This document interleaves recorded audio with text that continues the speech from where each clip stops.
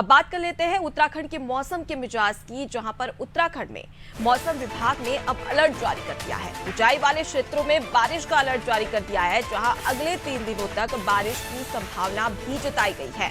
तो ऐसे में रहवासियों के लिए काफी परेशानी, क्योंकि लगातार मौसम बदलते नजर आ रहा है। कई बार ओलावृष्टि, बर्फबारी भी हुई है और अब मौसम विभाग ने एक बार फिर से अलर्ट जारी कर दिया है। और पिछले दिनों की बात कर ली जाए तो मौसम विभाग ने ऑरेंज और येलो अलर्ट जारी कर दिया था, और जिसमें कई सारे हादसे भी हुए थे बारिश के कारण।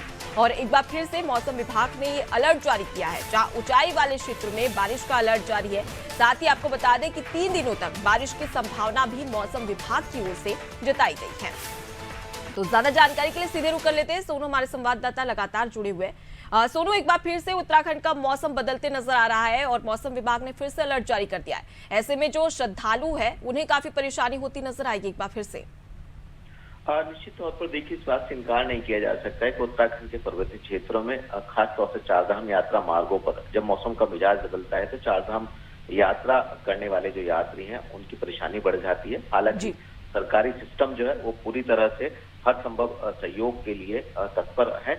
बावजूद इसके जब तेज हवाएं चलती हैं, मौसम का मिजाज बदलता है, बर्फबारी होती है, तो इसका असर कहीं ना कहीं चारधाम यात्रा पर भी पड़ता है और आम जनजीवन भी पूरी तरह से प्रभावित होता है। तो मौसम विभाग ने ये सलाह भी दी है कि बदलते मौसम के दौरान जो है वो सावधानी बरते, एहतियातन तौर पर आम जनमानस भी थोड़ा सतर्क रहे, और जो तमाम फोर्सेज हैं, चाहे वो आपदा प्रबंधन की फोर्सेज, चाहे वो SDRF है या जो अन्य फोर्सेज हैं, वो भी अलर्ट रहती हैं। और खास तौर पर बदलते मौसम के दौरान जो है वो सीनियर अधिकारी मॉनिटरिंग करते रहते हैं। तो मौसम विभाग ने फिर से अलर्ट जारी किया है। और हम ये भी अभी हमारे पास जानकारी आ रही है कि जो चमोली जनपद में सिखों का पवित्र धार्मिक स्थान है हेमकुंड साहिब, वहां की यात्रा भी प्रभावित हो गई है।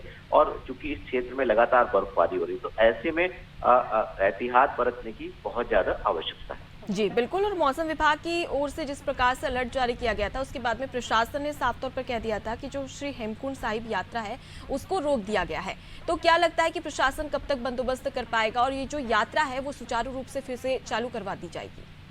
देखिए, 2 दिनों से तो ये हेमकुंड साहिब की जो यात्रा है वो नहीं हो पा रही है, क्योंकि बीच का जो पैदल मार्ग है वहां पर बर्फबारी काफी, और बर्फ को काट करके ही यात्रियों को आगे भेजा जा रहा है। क्योंकि बर्फबारी हो रही है और दूसरी तरफ पहले से बर्फ जमी हुई है और काफी तादाद में जो है बर्फ जमी हुई है। तो ऐसे में जब रास्ता साफ हो पाएगा तो तभी पैदल मार्ग से यात्री यात्रा कर पाएंगे। और मौसम का मिजाज अक्सर बदला रहता है इस क्षेत्र में, तो ऐसे में जब मौसम साथ देगा उसके बाद ही यात्रा शुरू हो पाएगी। हालांकि जो मैनेजमेंट से जुड़े हुए तमाम सरकारी और गैर सरकारी लोग हैं, वो कोशिश कर रहे हैं कि कम से कम समय में यात्रा को एक बार फिर से सुचारू कर दिया जाए। जी, तो कुल मिलाकर देखा जाए तो 3 दिनों तक बारिश की संभावना है। ऐसे में प्रशासन के लिए भी सुचारू व्यवस्था कर पाना कहीं ना कहीं मुश्किल होगा, लेकिन 3 दिन के बाद में शायद मौसम बदल जाए और ऐसे में श्रद्धालुओं के लिए एक अच्छा रास्ता निकल पाए। फिलहाल के लिए बहुत शुक्रिया सोनू, तमाम जानकारी हम तक पहुंचाने के लिए। तो उत्तराखंड में लगातार मौसम बदलते नजर आ रहा है, जहां पर बारिश की संभावना अब मौसम विभाग की ओर से जताई गई है।